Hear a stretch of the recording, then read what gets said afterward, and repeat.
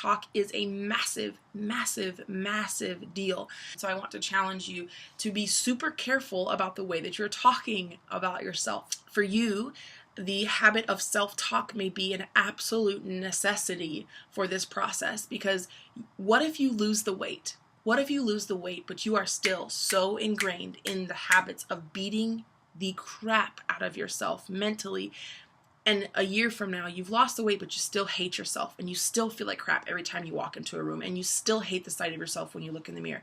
Will this process have meant, will it have been worth it? No. You have to allow yourself to heal in more ways than just how you're eating and whether or not you're working out. And self-talk, if you're used to beating yourself up, I urge you to make this one of your daily focuses of absolutely not allowing crappy talk about yourself. You say things to yourself that you would never say to anyone else. You'd never say it to your daughter. You'd never say it to me. You'd never say it to the girl on the street.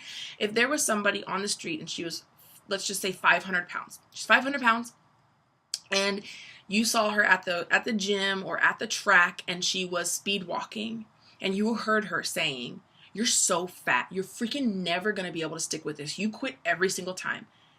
If she said that to herself, would you stop her? Would you walk up to her and say that? Would you say, "I saw you here 2 years ago. You tried this 2 years ago. You're still fat. You might as well give up. This is just who you are." Would you walk up to her and say that? Absolutely not. You would not. You would say, "I am so proud of you. You go ahead and do that. You better walk. I'm going to walk with you." You would root her on. You would encourage her. You'd want her to feel loved and beautiful and enough, and not feel bad, not feel stupid. Why do you find it okay to talk to yourself in ways you would never talk to anyone else?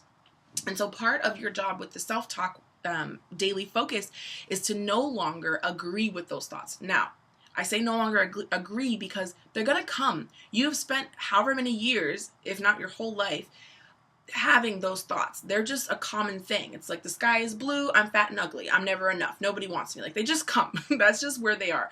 But you don't have to agree with them. So for me, something I have to work on is to stop entertaining and agreeing with and latching on to the thoughts of, I'm always going to be alone, no one's ever going to choose me. I have to stop, because it is tearing me down. And so you have to identify what are the most common, just tearing me down thoughts that are so normal to me that I actually, I would say, I believe that.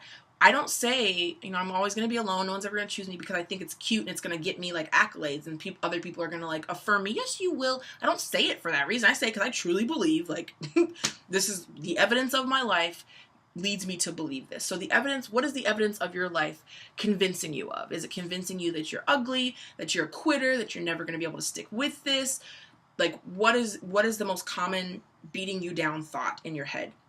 Grab it and go, yes, it's going to come. It's been there for so long, but I'm no longer going to just let myself agree with this and keep letting it kill me. And so it becomes a proactive battle. So now when that fight, I'll just give you my example. When that fight comes in, when that thought comes in, a fight has now begun, and I'm going to grab it and go, yep, I thought it, I felt it, I have felt it, but I'm not going to believe it. And now I'm going to become a weirdo, and I'm going to speak something out that is the opposite of that, because I need to rewire this.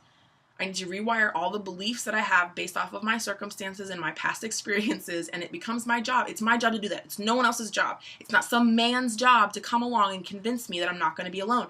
It is my own job to foster and to tend to my heart and my mind and my emotional state. I have to take hold of my thoughts and go, okay, I'm going to be that weirdo who's going to speak something opposite of what I actually feel, until it becomes so rewired in my brain that those kinds of things just don't even make sense coming in. And so for me, taking hold of my most beat you down thought, something I might speak in opposition to that might be, I am worthy of being chosen.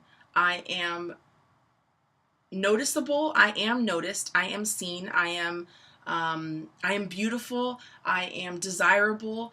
My worth outweighs my physical desirability. I am more than my physical desirability.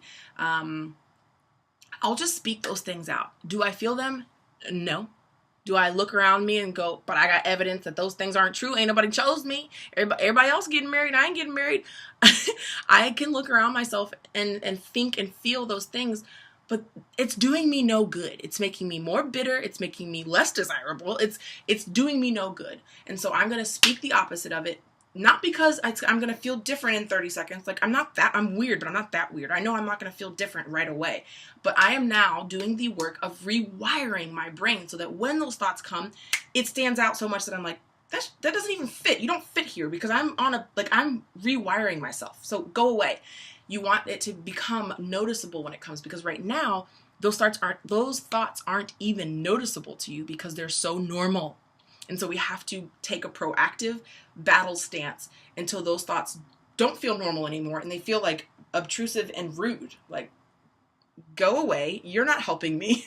Okay, so identify what are the common thoughts that for you are beating you down and not helping you.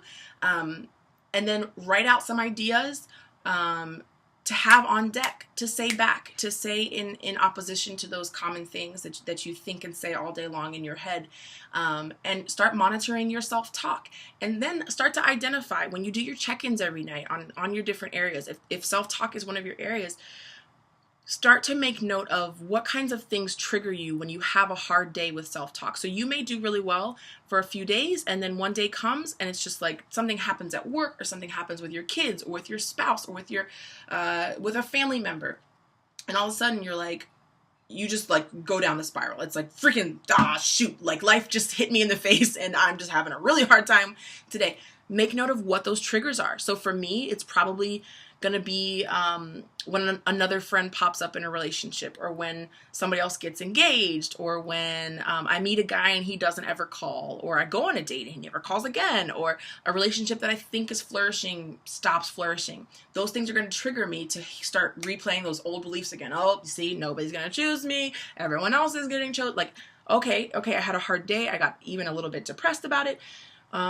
It happened because someone got engaged, or it happened because that guy didn't call. Okay, so I need to start noticing what those trigger moments are. So if your self-talk thing is that you always try and you always fail, and you've been working really hard on not saying that to yourself anymore, and then they bring in a free meal at your job, and you ate cookies when that was not on your meal plan, and then you start all day, see, I always quit, I never can stick with anything.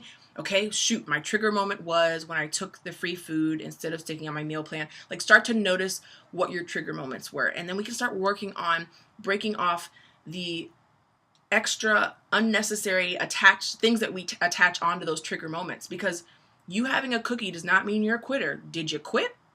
You don't have to. It was a cookie. You didn't eat cookies for 5 years straight. Like, you had a cookie. Let's not attach extra stuff onto it. And so when you notice the trigger moments and call them out, let us know what they were. We can start to shake off the extra unnecessary attachments and just call it what it is, and get you continuing on the good path that you're fighting for, instead of being lied to about what that one trigger moment meant about you. It doesn't probably mean that much.